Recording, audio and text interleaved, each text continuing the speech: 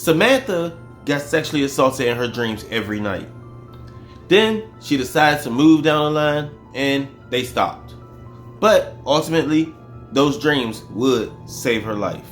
So if you are into these type of stories, go ahead and smash the notification bell and hit the subscribe button, as it really helps my channel. Alright y'all, let's get into this vivid dream. In early April of 1988, Samantha was a school teacher that lived in a small town, had a farm area and industrial areas, and it was like her house, and then next to it was a neighbor's house, and then maybe a couple blocks over a big field and stuff, you'll see two more neighbor houses. But overall, Samantha was very happy and she was satisfied with her life. She's been living in that house for about 4 years at this point. And her neighbor had passed away in September of that same year. So eventually, I guess Samantha didn't really have a neighbor anymore, and it kind of being secluded. So every night she started having these dreams, and in her dreams, it'd be about some crazed man coming into her house, sneaking around, smelling her hair, had a gun to her near her head, and he'd just play with her and just watch her. And then the next day he'd be gone, and she'd wake up, and then she just, pouring in sweat, and she's just like, trying to register what happened. And then, 2 days later, she have another dream of a guy, and he's breaking through the back door, and he's coming in the house and sexually assaulting her, and just doing things that's making her feel very uncomfortable. But she's sleeping, she knows it's a dream. She just can't never break out of this paralysis where it feels like, the dream feels real to her. So 2 weeks ago passed, and she continues to have these dreams. And one time the guy's looking at her through the window, and just weird stuff. And the guy always wore a mask and stuff. But that last time that she had a dream, which was like, I guess a week before she decided that she needed to pack up and go, that dream caused her to feel that way. After having these dreams for months, Samantha she's over her head. She's stressed out now. She doesn't understand why she having these dreams. And then that one night, she had this horrible dream where the guy was actually penetrating her, and badly. Like, she was trying to refuse, and she's stopping, and she's fighting back, and she couldn't do it. She could have a musky smell of cigarettes around her, and she could just smell the stink coming off this guy. But she got a real good clear look at his eyes, and that's all she could see is just the black mask, and she see his eyes, and she could see his mouth area, but really doesn't tell how he looked. But those eyes just really stood out to her, and she's still trying to fight him off, and he's trying, and he's penetrating, he's forcing in, and then she'll wake up.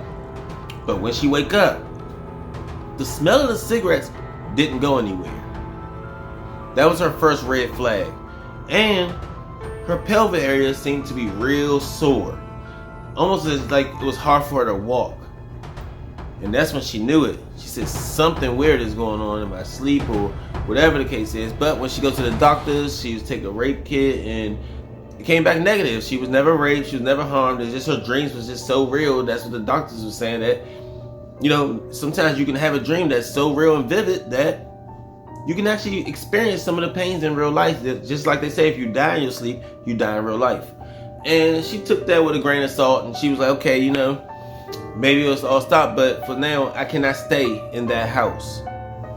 So she packed up her stuff, and she jumped in a U-Haul, she drove off, and she went to live with a cousin that was in New York City. When she got to her cousin's house, she explained everything that happened and stuff, and at nighttime, those dreams will ultimately stop.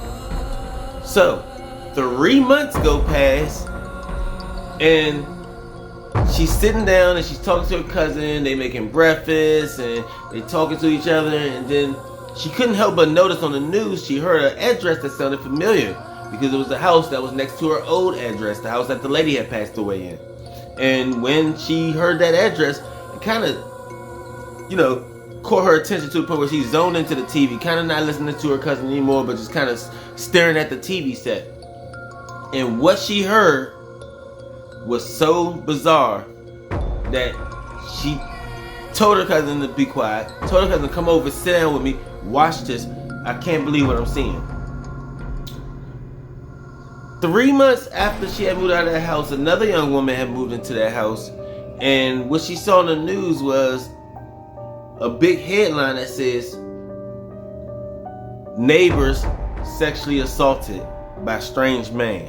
She realized that that's her old house and that's the house next to her, and some guy moved in that house now, and all of a sudden she's hearing about some woman that moved in her old house, and on the news this woman was getting sexually assaulted every night, and the police was sit on her house and they would catch the neighbor that moved into the vacant house where the lady passed away, and he was coming over to that house that she's living with some other woman living in now, and he was sexually assaulting her every single night, just like Samantha's dream.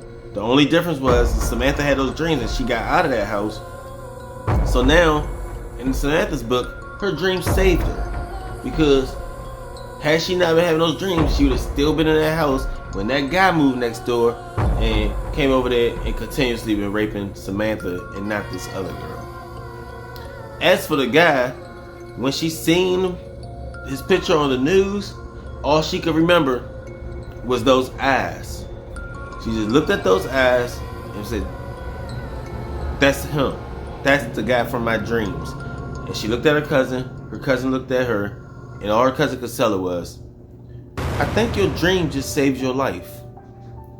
But that's what they say. I agree with it. What do you guys think? Drop a comment, turn on all notifications so you don't miss any of my weekly uploads, and that's gonna do it. Subscribe to my channel. See y'all.